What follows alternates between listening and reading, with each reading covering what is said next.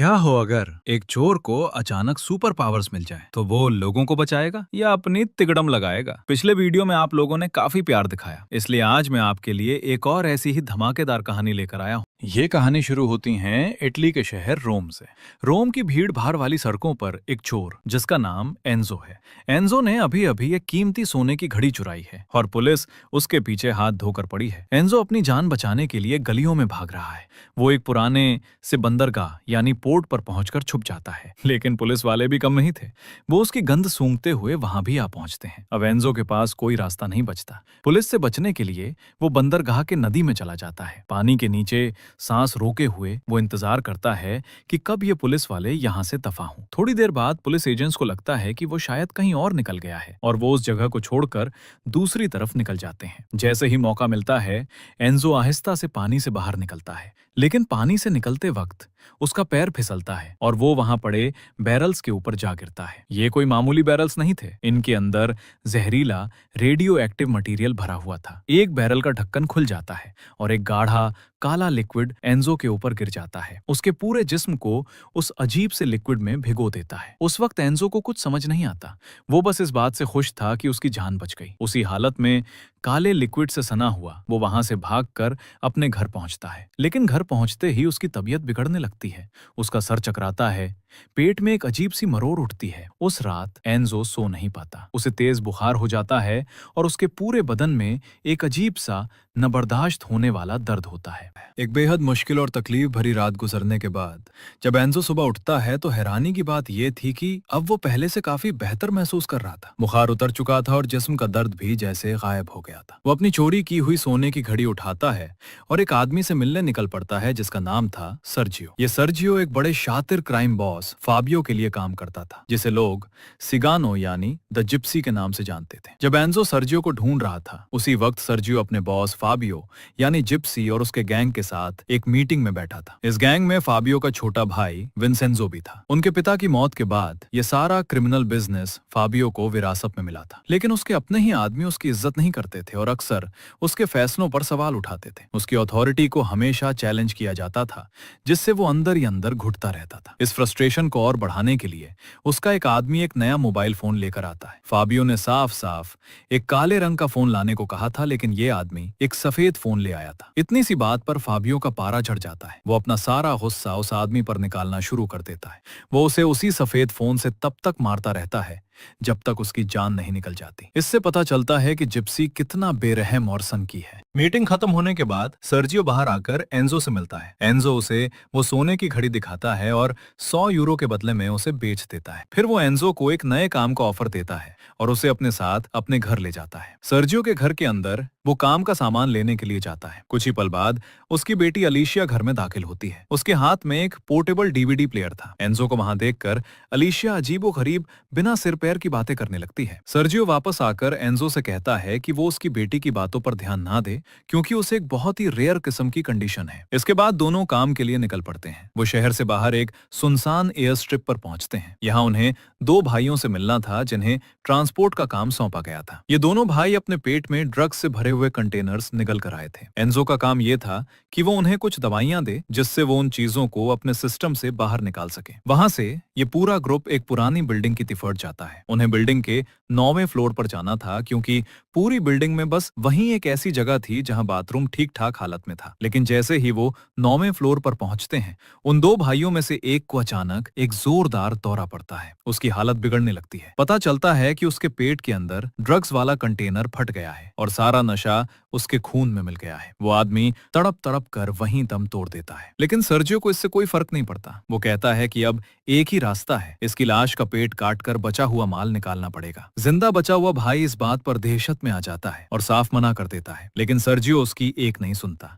वो दवाई वाला ग्लास उसके हाथ में थमाता है और धमकी देता है कि या तो चुपचाप ये दवाई पी ले या अंजाम भुगतने के लिए तैयार हो जाए। जैसे ही सर्जियो उसे दवाई देकर एक फोन कॉल अटेंड करने के लिए मुड़ता है, मरे हुए आदमी का भाई आपे से बाहर हो जाता है। वो दवाई का ग्लास सर्जियो के चेहरे पर फेंक देता है और उसकी गन छीन लेता है। इससे पहले कि कोई कुछ समझ पाता, वो सर्जियो पर गोली चला देता है। अपने आखिरी लम्हों में घायल सर्जियो उस आदमी का सर पकड़कर एक पिलर से जोर जोर से टकराता है, लेकिन मरने से ठीक पहले वो भाई अपनी गन से एंजो पर भी एक गोली चला देता है। गोली का इम्पैक्ट इतना जोरदार था कि एंजो अपना बैलेंस खो बैठता है और 9वें फ्लोर की खिड़की से बाहर हवा में गिर जाता है। इतनी ऊंचाई से गिरने का मतलब था कि सीधा मौत। लेकिन ऐसा लगता है कि एंजो की कहानी यहीं खत्म हो गई। लेकिन फिल्म यहाँ एक ऐसा मोड़ लेती है जो सबके होश उड़ा देता है। कुछ ही मिनट बाद नीचे जमीन पर पड़ा एंजो अपनी आंखें खोलता है, जैसे कुछ हुआ ही ना हो। उसके जिस्म पर कुछ खरोंचे थी, लेकिन वो जिंदा था। वो खुद हैरान और डरा हुआ था। वो वहां से उठता है और सीधा अपने अपार्टमेंट की तरफ भागता है।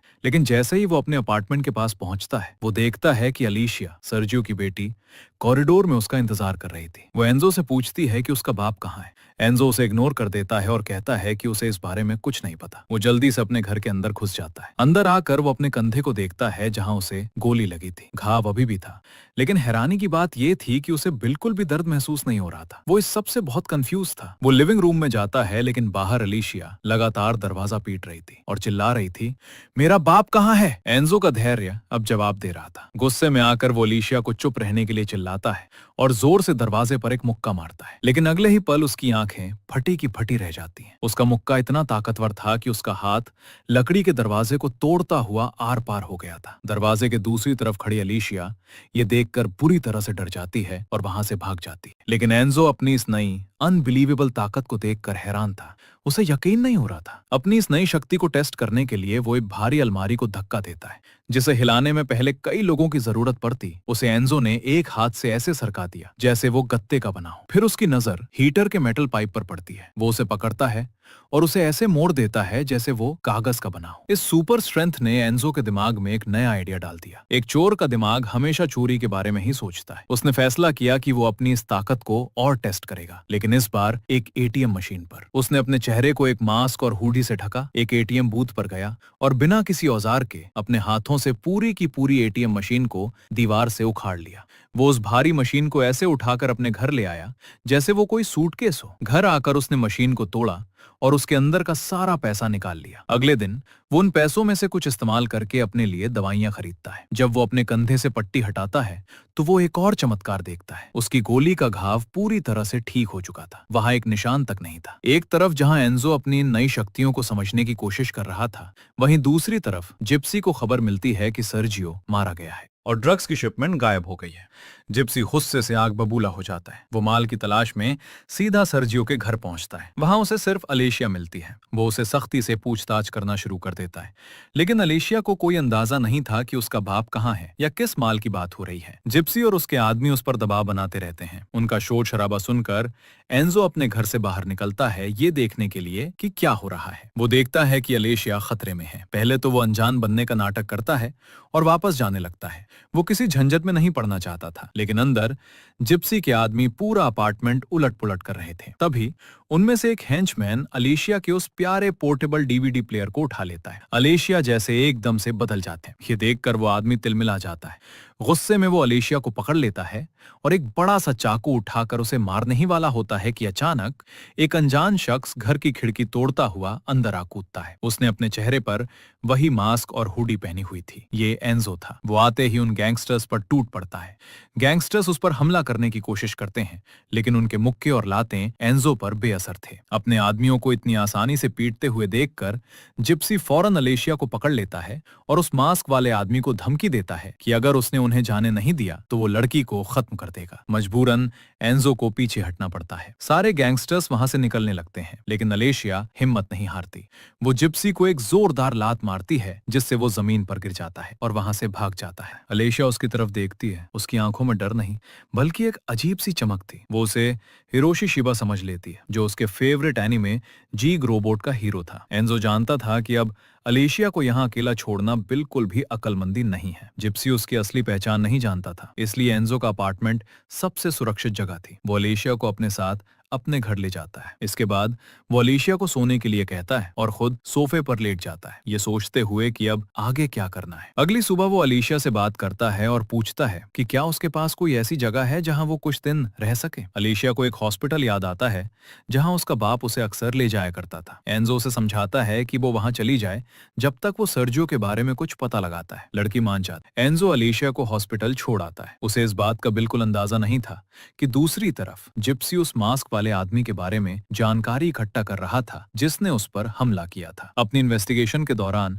जिप्सी को इंटरनेट पर एक वायरल वीडियो मिलता है। ये वीडियो उसी रात का था जब एंजो ने एटीएम मशीन उखाड़ी थी। वीडियो में वही मास्क पहना हुआ आदमी दिखाई दे रहा था। जिप्सी अपने आदमियों को उसे ढूंढने का आदेश देता है, लेकिन उससे पहले उन्हें सर्जियो की वजह से खोई हुई शिपमेंट की समस्या को हल करना था। माल गायब था और जिप्सी को उसे जल्द से जल्द ढूंढना था क्योंकि खरीदार, एक और खतरनाक क्राइम बॉस जिसका नाम नूजिया था, अब उसके पीछे पड़ने वाली थी। ग्रुप अपनी बेस पर वापस लौटता है, लेकिन वहां उनका स्वागत करने के लिए नूजिया के आदमी पहले से ही मौजूद थे। जिप्सी समझ जाता है कि स्थिति उसके सोचने से कहीं ज्यादा गंभीर है। वो नूजिया के आदमियों को बताता है कि माल खो गया है, लेकिन वो वादा करता है कि वो जल्द ही सारे पैसे लौटा देगा। सच तो ये था कि जिप्सी के पास इतना पैसा था ही नहीं। उसे जल्द से जल्द पैसों का इंतजाम करने के लिए कोई प्लान सोचना था। उसके दिमाग में एक आर्मर्ड ट्रक यानी कैश ले जाने वाली गाड़ी को लूटने का प्लान आता है। वो अपने आदमियों को हथियार और सामान तैयार करने का हुक्म देता है। अब वापस आते हैं एंजो के अपार्टमेंट पर। अलेशिया को हॉस्पिटल छोड़ने के बाद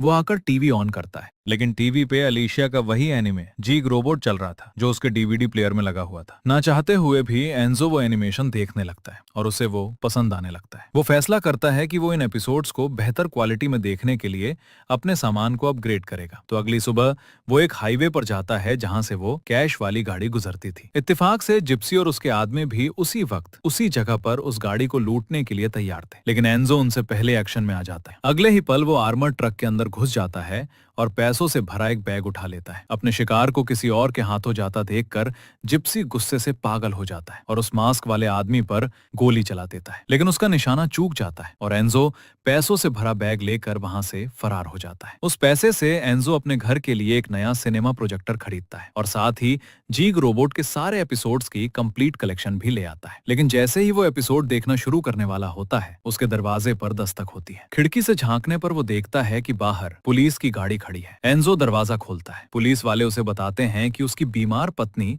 सड़क पर अकेली घूम रही थी। एंजो को कुछ समझ नहीं आता कि वो किसकी बात कर रहे हैं। तभी पीछे से अलेशिया आ जाती है। पुलिस वाले एंजो को सलाह देते हैं कि वो अपनी पत्नी का आगे से ज्यादा ध्यान रखे। एंजो उनकी हाँ में हाँ मिलाता है और अलेशिया को अंदर आने के लिए कहता है। अंदर आकर अलेशिया उसे जीग रोबोट का एक मास्क दिखाती है जो उसने अपने हाथों से एंजो के लिए बनाया था, लेकिन एंजो उसे साफ कहता है कि वो कोई हीरो नहीं है। वो अलेशिया को अपना सामान पैक करने के लिए कहता है क्योंकि वो उसे वापस हॉस्पिटल छोड़ने जा रहा था, मगर अलेशिया जाने से इनकार कर देती है। जब उसकी नजर जीग रोबोट की कंप्लीट कलेक्शन पर पड़ती है तो वो एंजो से मिन्नत करती है कि उसे बस एक रात और रुकने दे ताकि वो उसके साथ बैठकर ये एपिसोड्स देख सके। न चाहते हुए भी एंजो उसकी बात मान जाता है। दोनों साथ में एनिमे देखना शुरू करते हैं। देखते देखते अलेशिया आहिस्ता से एंजो के करीब आने लगती है। एंजो भी उसके इस जेस्चर का जवाब देता है, लेकिन तभी अलेशिया को एक इमोशनल जाती है। वो अचानक से चीखने लगती है, मुझे चोट मत पहुंचाना। इससे एंजो और भी ज्यादा कंफ्यूज हो जाता है, लेकिन उसे जल्द ही एहसास होता है कि इस लड़की ने अपने घर में बहुत कुछ सहा है। वो उसे गले लगा लेता है और वादा करता है कि वो उसे कभी कोई तकलीफ नहीं देगा। एक और दिन गुजरता है। एंजो अलेशिया का मन बहलाने के लिए और उसे उसके दुख से बाहर निकालने के लिए उसे एक अम्यूजमेंट पार्क ले जाने का फैसला करता है। पार्क बंद पड़ा था, लेकिन इससे एंजो को क्या फर्क पड़ता था। वो अलेशिया से कहता है कि वो बड़ी सी फेरिस व्हील में जाकर बैठे। फिर अपनी सुपर स्ट्रेंथ का इस्तेमाल करके वो उस भारी भरकम झूले को अपने हाथों से घुमाने लगता है। यह अनोखा अनुभव अलेशिया को बहुत खुश कर देता है। पार्क के बाद दोनों एक शॉपिंग मॉल जाते हैं। वहां अलेशिया की नजर एक बहुत ही खूबसूरत ड्रेस पर पड़ती है। वो कहती है कि वो एक राजकुमारी की तरह तैयार होना चाहती है। बिना एक पल सोचे एंजो उसके लिए वो ड्रेस खरीद लेता है। धीरे धीरे दोनों एक दूसरे के काफी करीब आने लगते हैं। अलेशिया एक बार फिर हिम्मत करके एंजो से पूछती है कि क्या वो जानता है कि उसका बाप कहाँ है। एंजो फिर से कहता है कि उसे जवाब नहीं पता, लेकिन इस बार लड़की उसके झूठ पर विश्वास नहीं करती और उससे दूर हट जाती है। एंजो आखिरकार हिम्मत जुटाकर उसे सच पता ही देता है। वो बताता है कि सर्जियो एक काम के दौरान मारा गया था और अब वो कभी घर वापस नहीं आएगा। ये सुनकर अलेशिया का दिल टूट जाता है। उसे इस बात का बहुत दुख होता है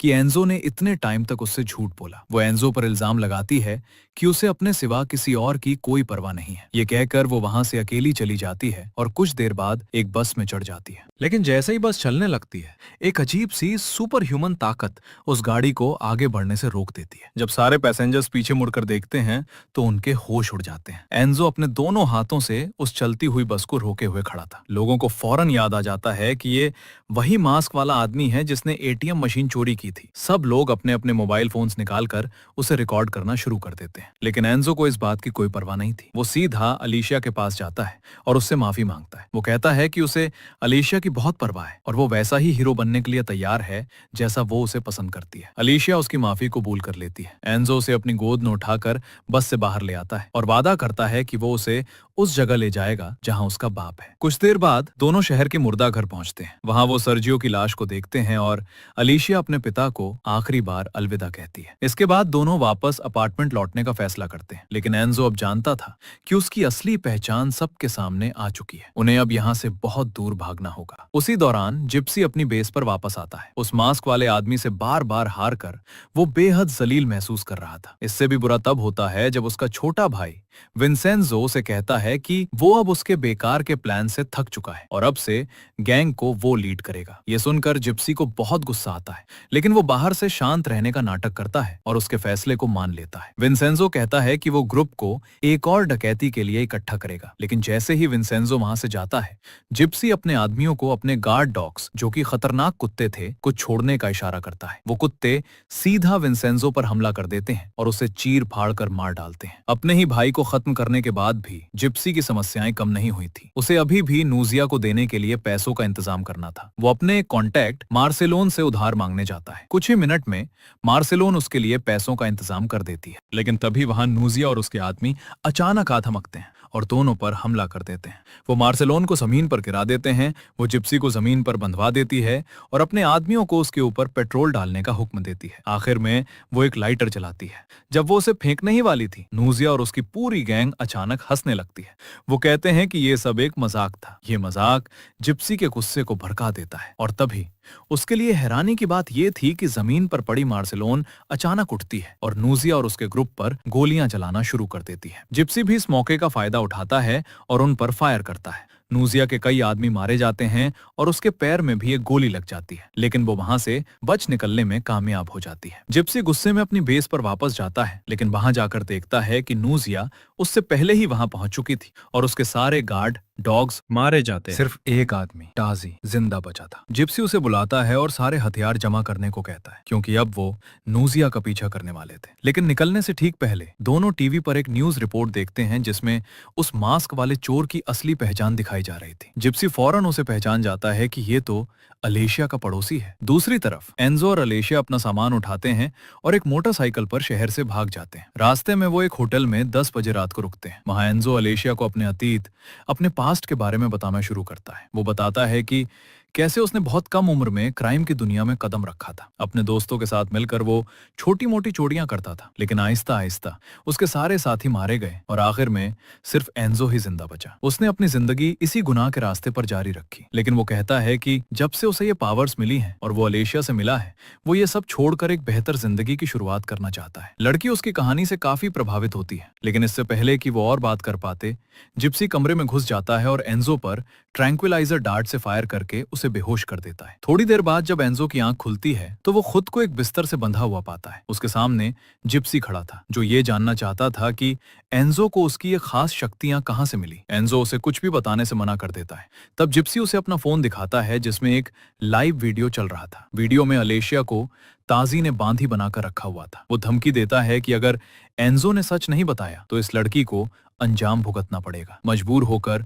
एंजो सब कुछ बताने के लिए तैयार हो जाता है। बंधन खोलने के बाद वो जिप्सी को टाइवर नदी के किनारे ले जाता है और बताता है कि कैसे वो उन बैरल्स के अंदर एक अजीब से सब्सटेंस के कांटेक्ट में आया था। जिप्सी उसे हुक्म देता है कि वो पानी में जाकर वो बैरल्स निकाले। उसी वक्त वैन के अंदर अलेशिया ताजी से कहती है कि उसे बाथरूम जाना है। ताजी कहता है कि वो ऐसा नहीं कर सकता, लेकिन जैसे ही ताजी का ध्यान भटकता है, लड़की अपनी ड्रेस से एक बुनाई वाली सुई निकालती है और उसे ताजी की गर्दन में घोंप देती है। ताजी कुछ करने की कोशिश करता है, लेकिन सुई एक नाजुक जगह पर लगी थी। वो तड़प कर वहीं जमीन पर गिर जाता है और मर जाता है। वैन के बाहर जब एंजो बैरल्स निकाल रहा होता है, जिप्सी अपने अडेप्टेशन ताजी को आवाज लगाता है, लेकिन कोई जवाब नहीं आता और तभी मामला और भी बिगड़ जाता है। एक गाड़ी तेजी से उस बंदरगाह की तरफ आती है। उसमें से नूजिया और उसके कई आदमी उतरते हैं जिनके हाथों में खतरनाक हथियार थे। वो सीधा जिप्सी की तरफ बढ़ते हैं। जिप्सी घबरा जाता है और अपनी गन निकाल लेता है। ठीक उसी वक्त अलेशिया वैन से बाहर निकलती है और एंजो की तरफ भागती है। जिप्सी इस मौके का फायदा उठाकर अलेशिया को पकड़ लेता है, लेकिन नूजिया अपने आदमियों को जिप्सी को खत्म करने का ऑर्डर देती है। दर्जनों गोलियां जिप्सी के जिस्म में उतर जाती हैं। आखिर में नूजिया एक फ्लेम थ्रोअर उठाती है और जिप्सी को आग लगा देती है। आग में जलता हुआ जिप्सी चीखते हुए टाइबर नदी में कूद जाता है। इस शूटआउट के बाद एंजो अलीशिया की तरफ दौड़ता है, लेकिन बदकिस्मती से क्रॉसफायर में अलीशिया को भी गोलियां लग गई थीं। अपने आखिरी लम्हों में वो लड़की एंजो से कहती है कि वो अपनी शक्तियों का इस्तेमाल दुनिया को बचाने के लिए करे, और एंजो उसे इस बात का वादा करता है। एक और दिन गुजरता है। टाइबर नदी के पानी से जिप्सी को जिंदा देखकर नूजिया अपने आदमियों को उस पर हमला करने का हुक्म देती है, लेकिन इस बार का जिप्सी पहले जैसा नहीं था। वो बिना डरे उन सब पर टूट पड़ता है। वो अपने मोबाइल से ये सब रिकॉर्ड भी कर रहा था। बिना किसी मुश्किल के वो नूजिया के सारे आदमियों को मार गिराता है। आखिर में वो नूजिया को एक डांस के लिए खींचता है, लेकिन अपनी सुपर स्ट्रेंथ का इस्तेमाल करके वो उसे इतनी जोर से दबाता है कि उसकी रीढ़ की हड्डी टूट जाती है। अपना बदला पूरा करने के बाद जिप्सी उस वीडियो को इंटरनेट पर अपलोड कर देता है, ताकि वो भी उस मास्क वाले चोर की तरह मशहूर हो सके।